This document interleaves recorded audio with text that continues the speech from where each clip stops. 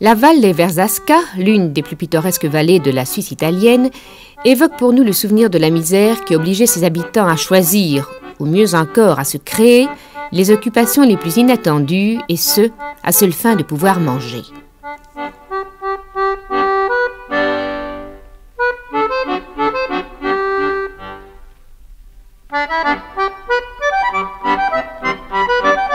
Parmi les vrais métiers, le plus courant fut celui de ramoneur, un métier dont l'origine se perd dans la nuit des temps.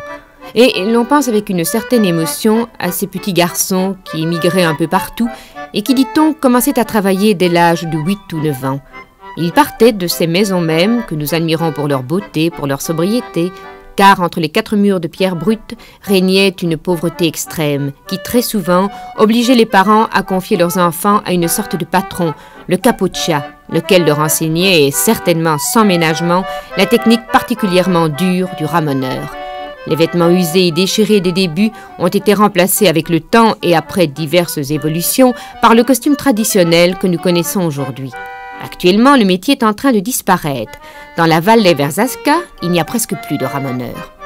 Et ceux qui restent essaient de prolonger une tradition qui n'a heureusement plus grand-chose à voir avec ces enfants affamés qui, jadis, couraient toutes sortes de risques pour une écuelle de soupe. Penser qu'ils devaient grimper dans d'étroits conduits de cheminée, respirant la poussière nocive de la suie, qu'ils devaient monter sur les toits sans l'aide d'échelles ni de cordes. En fait, ce n'étaient pas les accidents parfois mortels qui manquaient, ni les maladies provoquées par la poussière qu'ils respiraient. De nos jours, on trouve de plus en plus difficilement des jeunes qui acceptent d'exercer un métier aussi peu moderne et aussi peu agréable. Carlo, l'un de ces derniers survivants, vient de commencer son apprentissage et le maître ramoneur ne le traite évidemment plus comme le faisaient les patrons d'autrefois.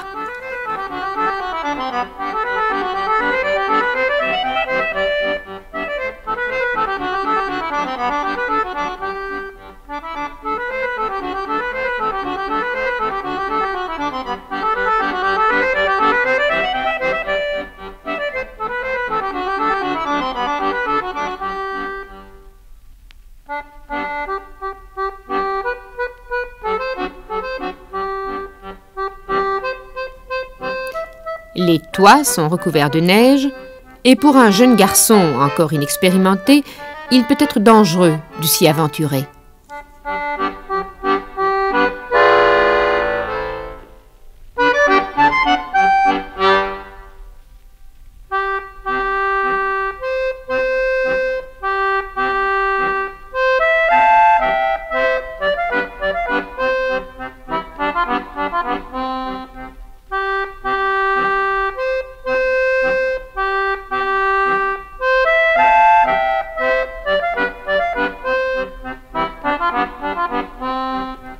Carlo restera donc dans la vieille cuisine à s'occuper de menus travaux, des travaux qui ont leur importance bien sûr.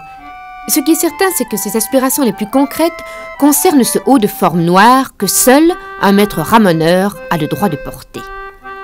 Dans chaque domaine, en tout lieu, il arrive de retrouver des fragments nostalgiques du passé et qui n'ont pas toujours une raison d'être apparente.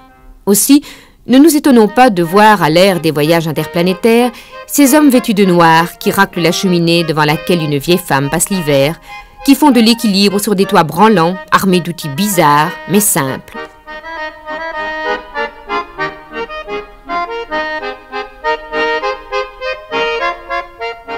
Aujourd'hui, dans ces pays, la situation économique a sensiblement évolué et le personnage du ramoneur a un peu perdu de sa valeur première, comme s'il vivait, non pas dans la réalité, mais dans le décor d'une carte postale. Le travail, lui, s'effectue avec les gestes de toujours. Ce sont les instruments qui ont changé, ainsi que les exigences des clients qui ne veulent évidemment plus voir leur maison envahie par la suie.